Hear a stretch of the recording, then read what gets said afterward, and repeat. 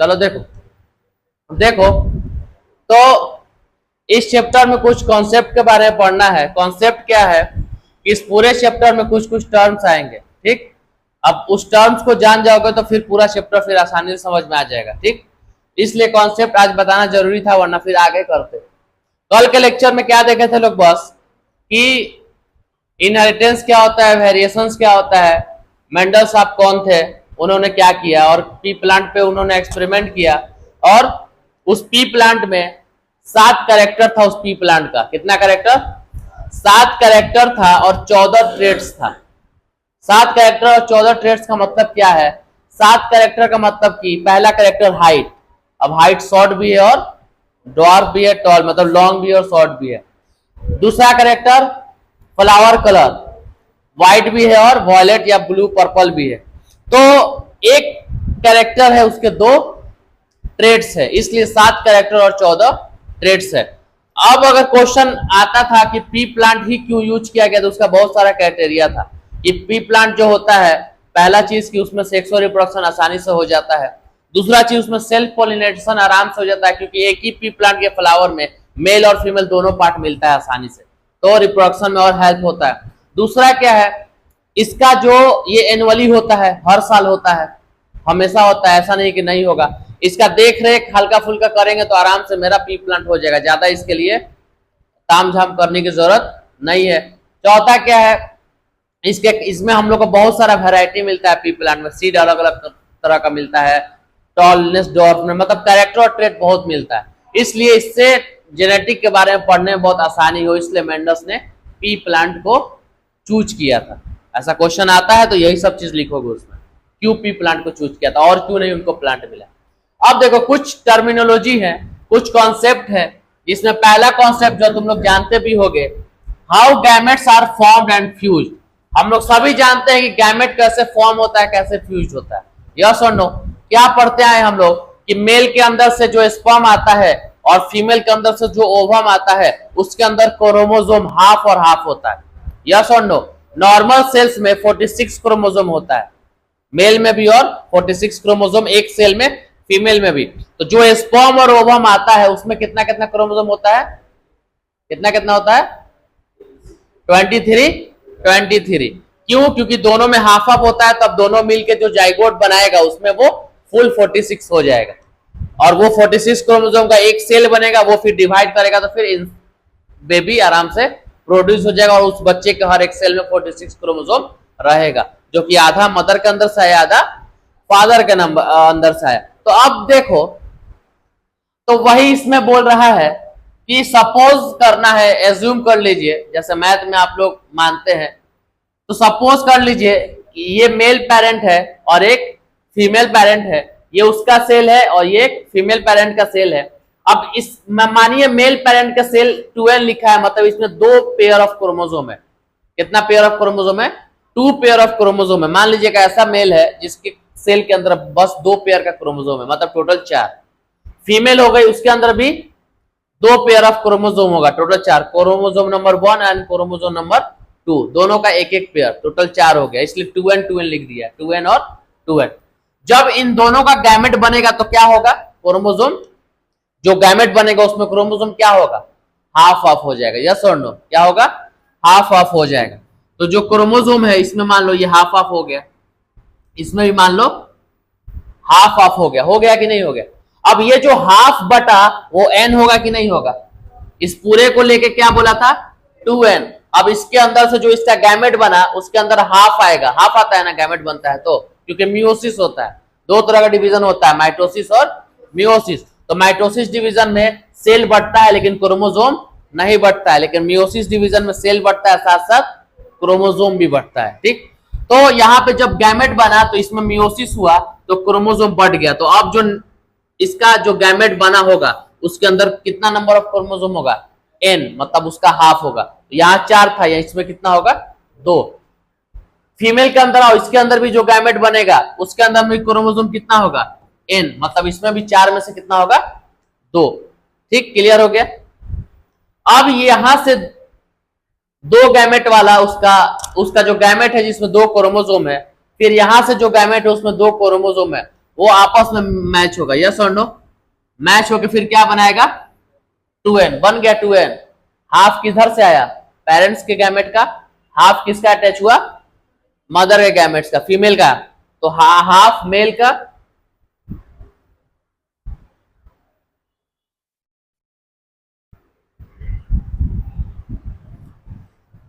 कहां चला गया ये?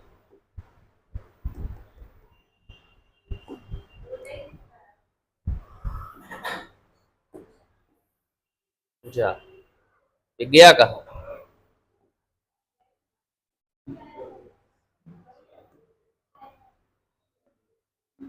चलो देखो, हमको लगा गायब हो गया, इतना मेहनत बेकार हो गया। इसको पहले सेव कर लो यार।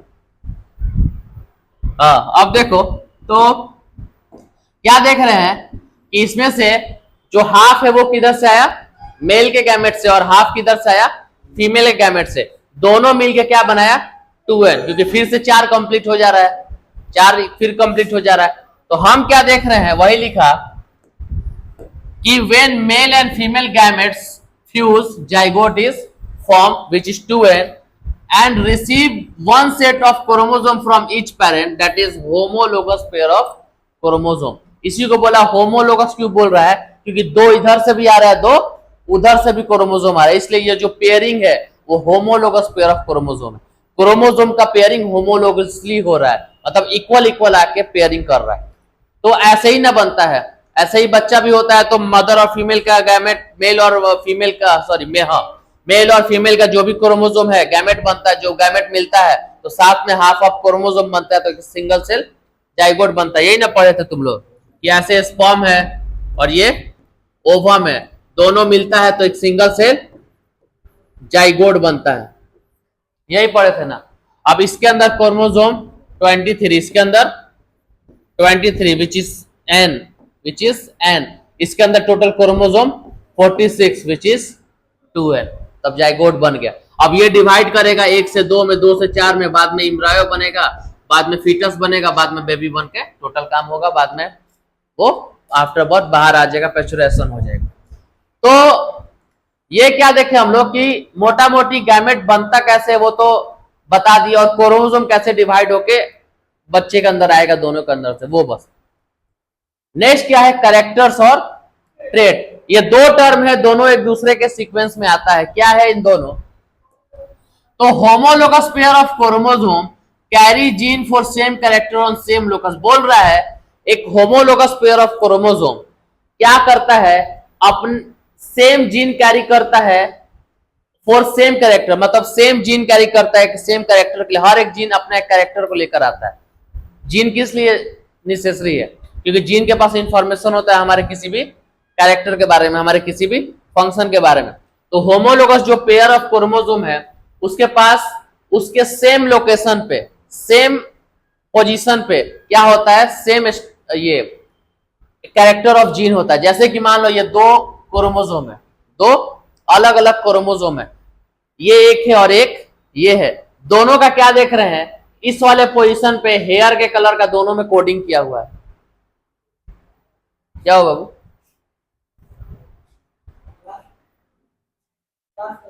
किस चीज का?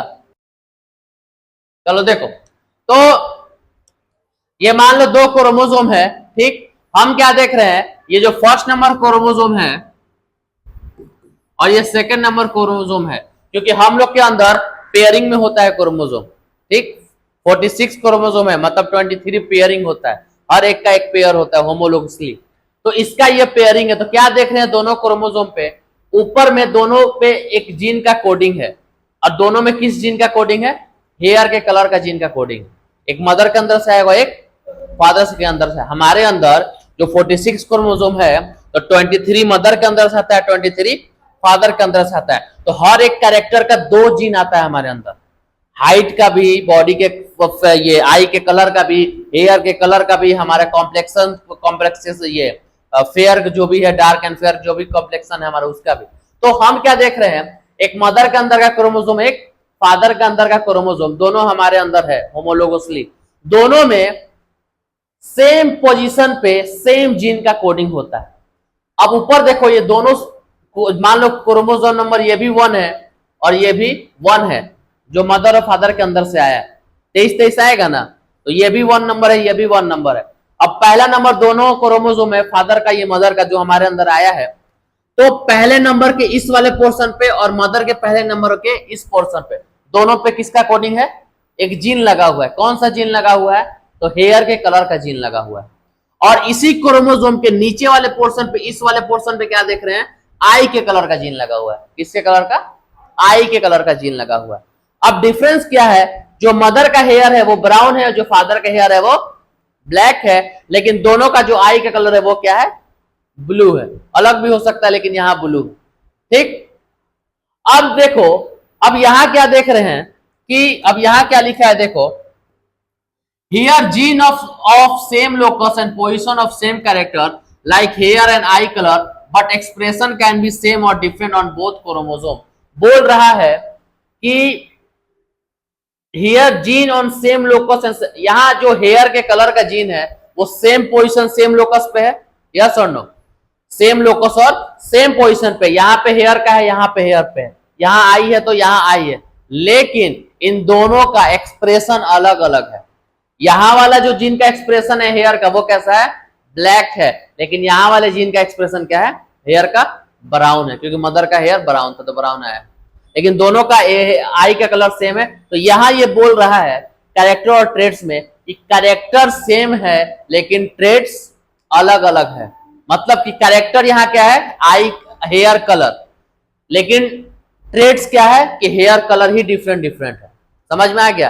तो कैरेक्टर बताता है यहाँ पे कि हेयर का कलर का यहाँ भी जीन है और यहाँ भी जीन है, लेकिन ट्रेड्स बताता है कि क्या एक्सप्रेस हो रहा है उसके अंदर।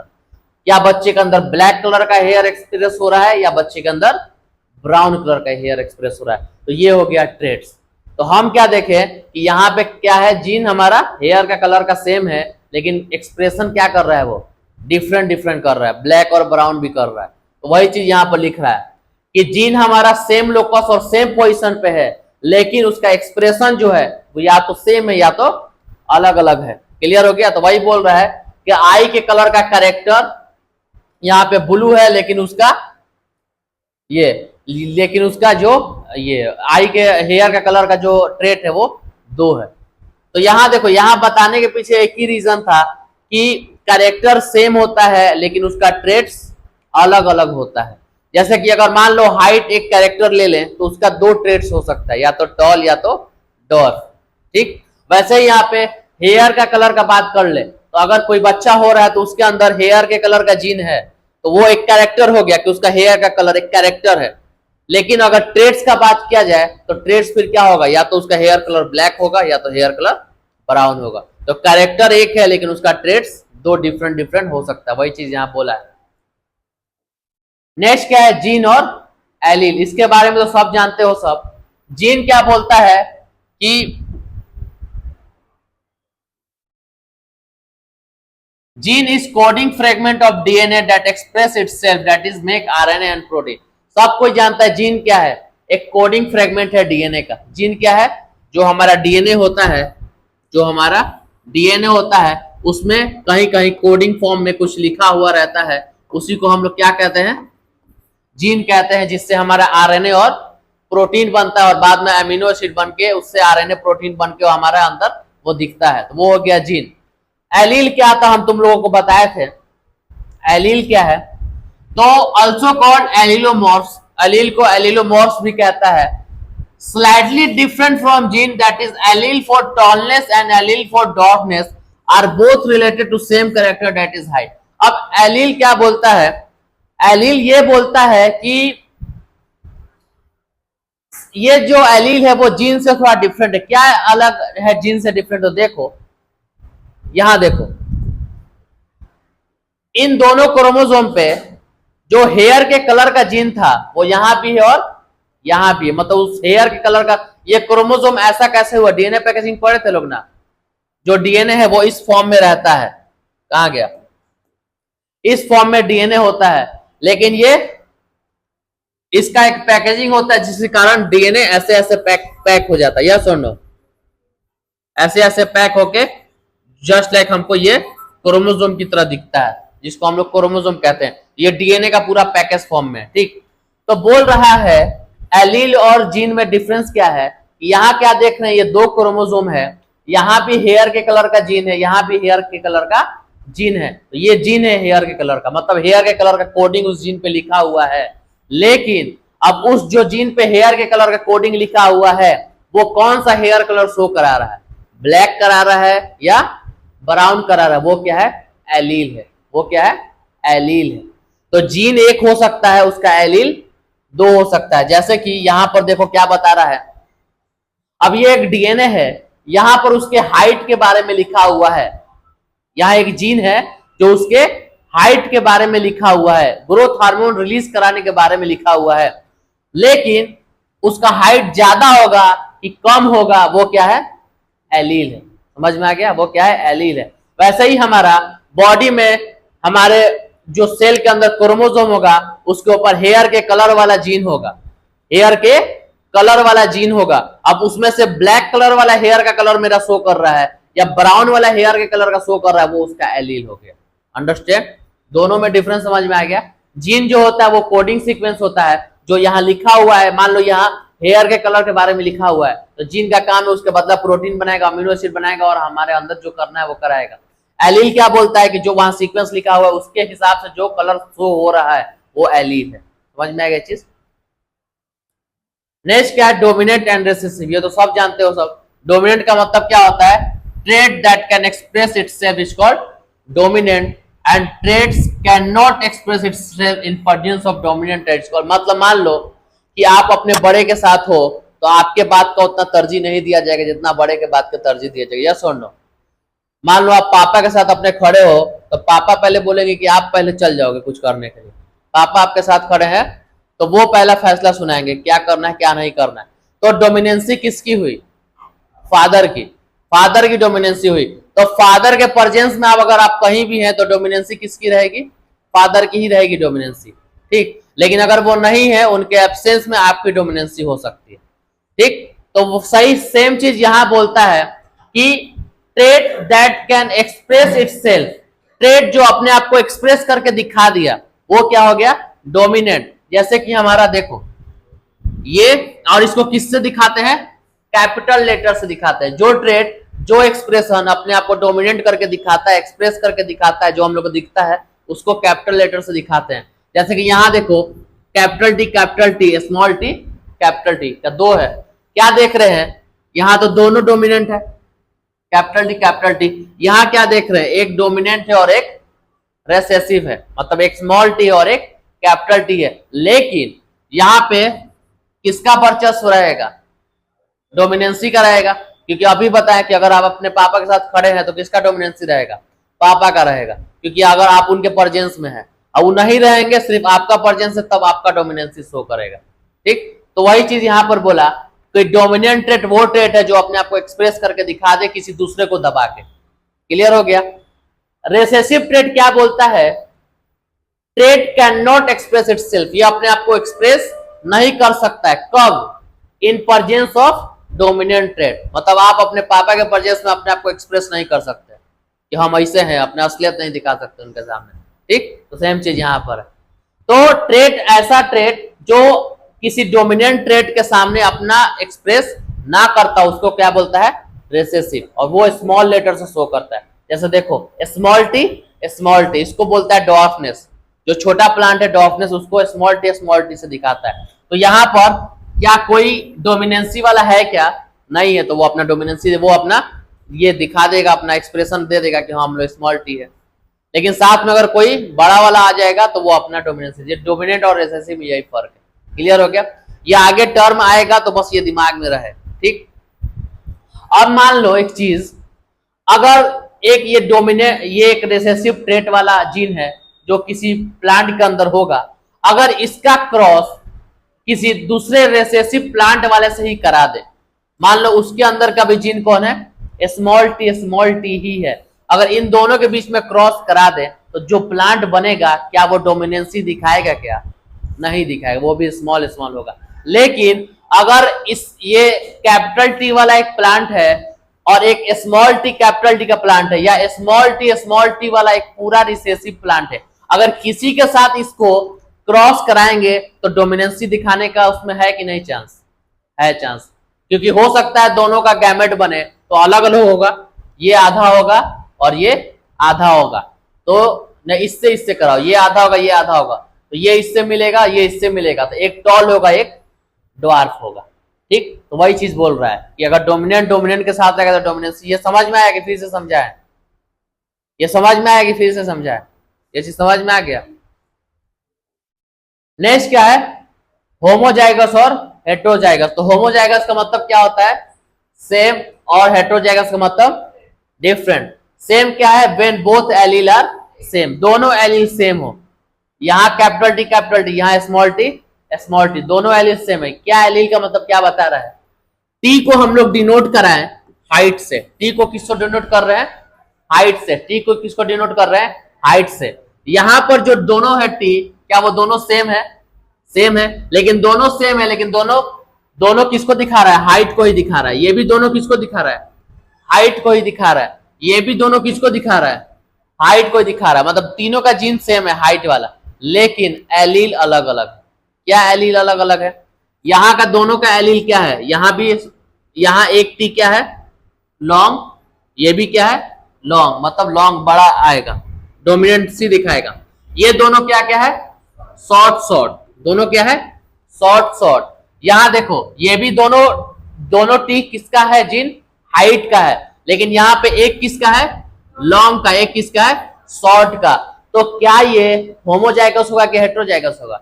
हेट्रोजाइगस, ये होमोजाइगस। ये चीज क्लियर हो गया? तो गैमेट में भी पढ़े होगे, heterozygous gamete, homozygous gamete, same चीज है। ठीक, नेक्स्ट क्या है? Phenotype genotype. फेनोटाइप क्या कहता है? इसको फिजिकल एक्सप्रेशन, बाहर से देख के जो हम लोग बताते हैं वो फिनोटाइपिक है। जैसे कि बस देख के बता दिए कि ये छोटा प्लांट है या बड़ा प्लांट है, लेकिन एक चीज है, अगर कोई प्लांट लंबा है तो उसके अंदर का हाइट या तो टीटी भी हो सकता है, या तो कैपिटल टी भी हो सकता है, या कैपिटल टी स्मॉल टी हो सकता है। दोनों अगर किसी प्लांट के अंदर जीन है हाइट का, क्या दोनों में प्लांट लंबा होगा कि छोटा होगा? दोनों में डोमिनेंसी दिखाएगा, क्योंकि किसके साथ है? यहां तो दोनों डोमिनेंट है, यहाँ एक डोमिनेंट है एक रेसेसिव है, और रेसेसिव के प्रेजेंस में कोई मसला नहीं है, डोमिनेंसी दिखाएगा ही। इसमें भी हाइट ज्यादा होगा प्लांट का और इसमें भी हाइट ज्यादा होगा प्लांट का, लेकिन उस प्लांट को देख के आप फेनोटाइपिक बता सकते हैं प्लांट छोटा है या बड़ा है, लेकिन उसके अंदर का क्या जीन को बता सकते हैं क्या? ये प्लांट अगर लंबा है तो उसके अंदर ये वाला होगा, बता सकते हैं क्या? नहीं बता सकते। वो प्लांट लंबा है, इसका मतलब उसके अंदर जो हाइट वाला जीन होगा दोनों डोमिनेंट होगा, बता सकते हैं क्या? नहीं बता सकते। तो वो क्या हो गया? जीनोटाइप। वो क्या हो गया? जीनोटाइप। तो जीनोटाइप वही बोल रहा है कि देख के हम लोग नहीं बता सकते कि उसके अंदर कौन सा जीन है। हमको उसके अंदर, या वो हेट्रोजाइगस है कि होमोजाइगस है, वो देख के हम लोग किसी प्लांट को नहीं बता सकते हैं। तो उसके लिए फिर अलग से क्रॉस करा के देखना पड़ता है। तो वो क्या है? जीनोटाइपिक। तो आपको इस चैप्टर में फेनोटाइपिक और जीनोटाइपिक रेशियो देखने को मिलता है। तो फेनोटाइपिक रेशियो बाहर से देख के बताएं, लेकिन जीनोटाइपिक रेशियो बाहर से नहीं देख के बता सकते हैं। ये जीनोटाइपिक है ना भाई, ये अंदर की चीज है। तो अंदर जाके देखेंगे, अंदर जाके क्रॉस करा के देखेंगे, तब पता चलेगा कि उस प्लांट के अंदर रेसेसिव है या डोमिनेंट है। क्लियर हो गया? ये कैसे टेस्ट करेंगे वो कल बता देंगे। ठीक।